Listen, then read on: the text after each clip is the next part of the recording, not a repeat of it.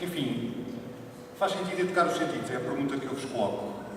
Não tem uma resposta fácil, apesar de ser óbvio. A maior parte das pessoas diz logo que sim.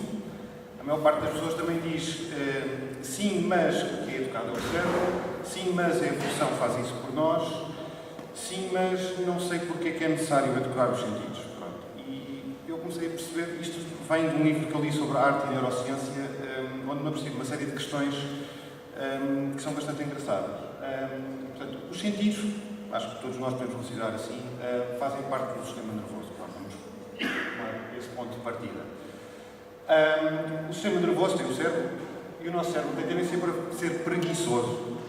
E então, mesmo que a informação não esteja lá toda, nós conseguimos retirar o essencial e muitas vezes compreender. Portanto, ou seja, a percepção acaba por ser apenas um meio, para também todos nós sabemos.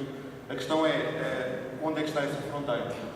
Se eu fizer uma lista de palavras, provavelmente algumas mentes, enfim, podem preenchê-la de uma maneira um bocadinho mais engraçada. No entanto, isto nem sempre é verdade, como vamos ver. Sobretudo quando confrontamos as duas informações, sentido e linguagem, começamos a encontrar muitas dificuldades. A segunda linha de tentar identificar as cores daquelas palavras vão ter algumas dificuldades, pelo menos para serem rápidos. E vem aqui o exemplo de um senhor que descobriu isto há bastante tempo. Paul Cézanne, pós-impressionista, gostava de pintar o monte de Santa Vitória. Muito bonito, é um monte como outro qualquer. E de repente começou a fazer isto. E a maior parte das pessoas pensava: o que é que ele está a fazer? Os quadros estão inacabados. No entanto, toda a gente sabia que aquele era um monte e não era um monte qualquer, era um monte que ele estava habituado a pintar. Mais do que isso, não só conseguiam ver o monte, também conseguem ver o céu, também conseguem distinguir planos e, no entanto, a informação não está lá toda. Ora, isto é interessante. Aonde é que está o limite daquilo que é necessário nós percepcionarmos para o nosso cérebro realmente perceber a realidade? Tomem, por exemplo, este exemplo. Isto é um autocarro. Okay? Um autocarro. Vai para a esquerda ou para a direita? A parte das pessoas pode dizer, bem, diferente. Outros, os quânticos vão dizer, vai para os dois lados ao mesmo tempo. Algumas pessoas, sobretudo alguns miúdos podem dizer, vai para a esquerda porque eu não vejo a porta. E a porta está do outro lado. Claro que o miúdo inglês diria ao contrário, vai para a direita, mas pronto. Os ingleses têm mania de dizer ao contrário de toda a gente.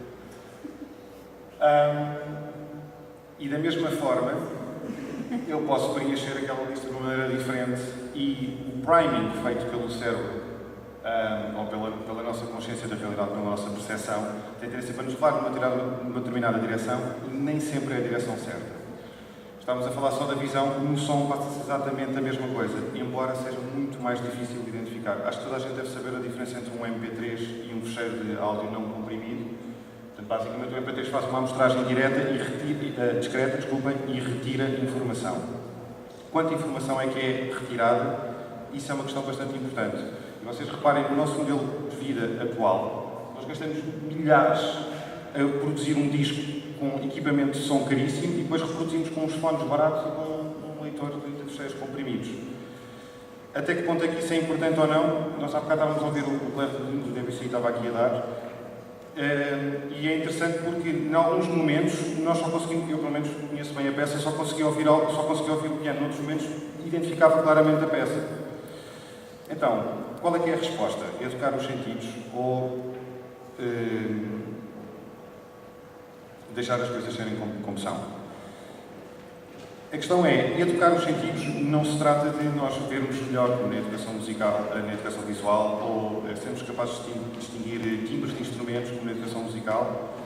Não passa só por aí, passa também por nós percebermos exatamente qual é que é a informação que nós estamos a descartar quando estamos a ver o mundo. E isto é importante, não só para a evolução da própria espécie, como também para a atividade científica, por exemplo, ou para a atividade artística, assim, do seu todo. Se nós não o fizermos, vamos acabar por embrutecermos a nós próprios na nossa própria percepção do mundo. Quer dizer, pensem assim, como é que podemos inventar a Matrix, como no filme, não é? Se estamos sempre a ser redutores na nossa percepção da realidade. e para além do risco de vermos sempre, enfim, as coisas como elas não são. Pronto, acho que acabei um bocadinho mais cedo. Obrigado pela vossa atenção.